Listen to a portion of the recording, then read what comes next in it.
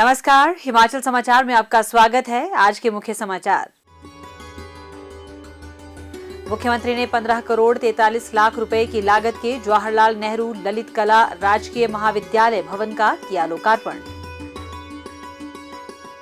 मुख्यमंत्री ने कहा, शिक्षण संस्थानों की वार्षिक रैंकिंग और प्रदर्शन आधारित अनुदान व्यवस्था होगी शुरू।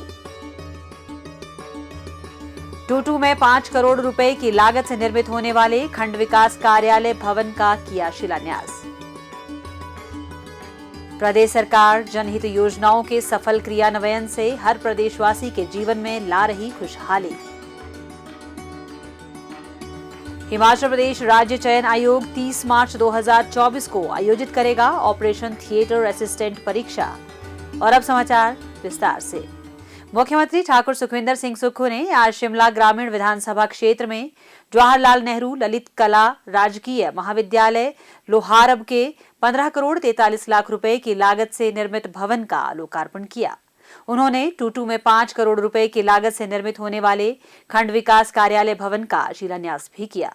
इस अवसर पर आयोजित जनसभा को संबोधित करते हुए मुख्यमंत्री ने ललित कला महाविद्यालय में नए पाठ्यक्रम शुरू करने व स्मार्ट कक्षाएं विकसित करने तथा खेल मैदान के लिए 20 लाख रुपए प्रदान करने की घोषणा की। उन्होंने कहा कि इस क्षेत्र के लिए बस सेवा आरंभ की जाएगी और महाविद्यालय में छात्रावास सुविधा उपलब्ध करवाने के भी प्रयास किए जाएंगे। और मुझे बड़ी खुशी है कि इस संस्थान की नींव हमारे पूर्व मुख्यमंत्री स्वर्गीय श्री वीरभद्र सिंह जी ने रखी थी। आज वो इस दुनिया में नहीं रहे हैं, लेकिन उनके द्वारा ये नींव जो रखी गई है इस संस्थान की, वो इस बात का परिचय देती है कि इस संस्थान में 17 राज्यों के बच्चे पढ़ रहे हैं।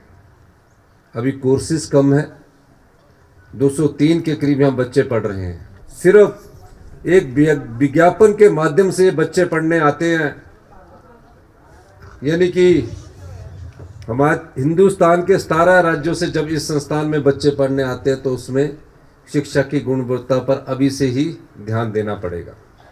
जो बच्चों ने पेंटिंग अंदर लगाई है बहुत ही सुंदर है। फाइन आर्ट्स का हिमाचल का पहला कॉलेज है और फिर हिमाचल के इस पहले कॉलेज में जो भी सुविधाएं इस संस्थान को चाहिए होगी आने वाले वक्त में, हम इस संस्थान को वो सुविधाएं प्रदान करवाएंगे।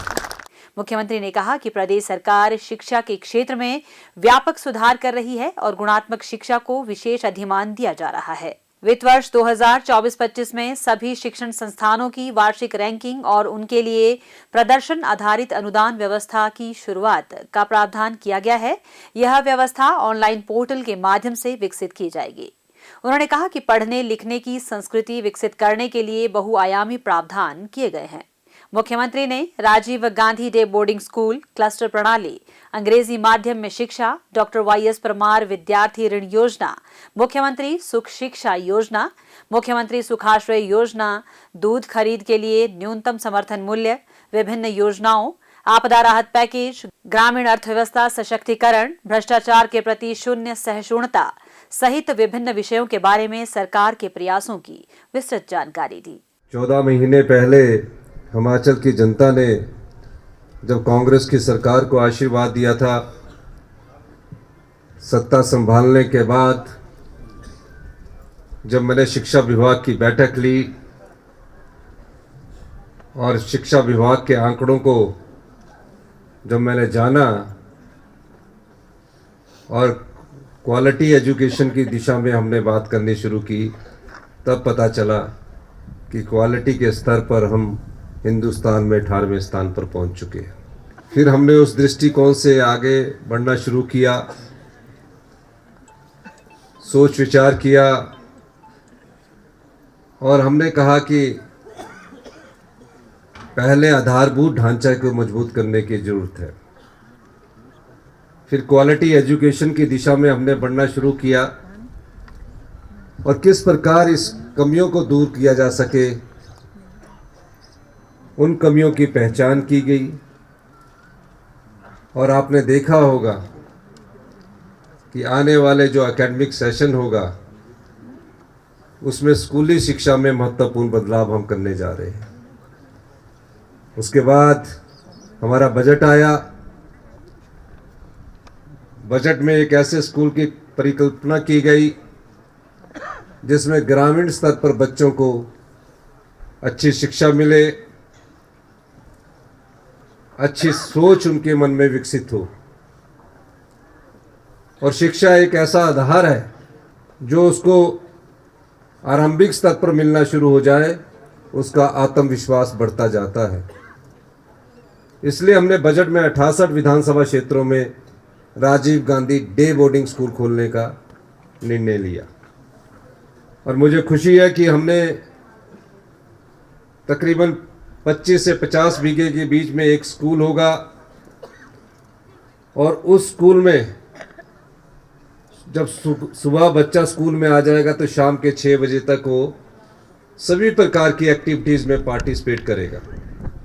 पहले प्राइमरी सेक्शन को मजबूत किया जाएगा और इसके लिए हमने 18 विधानसभा क्षेत्रों में जगह चिन्हित कर ली है और उसमें 300 करोड़ रुपए के बजट का हमने प्रावधान किया है।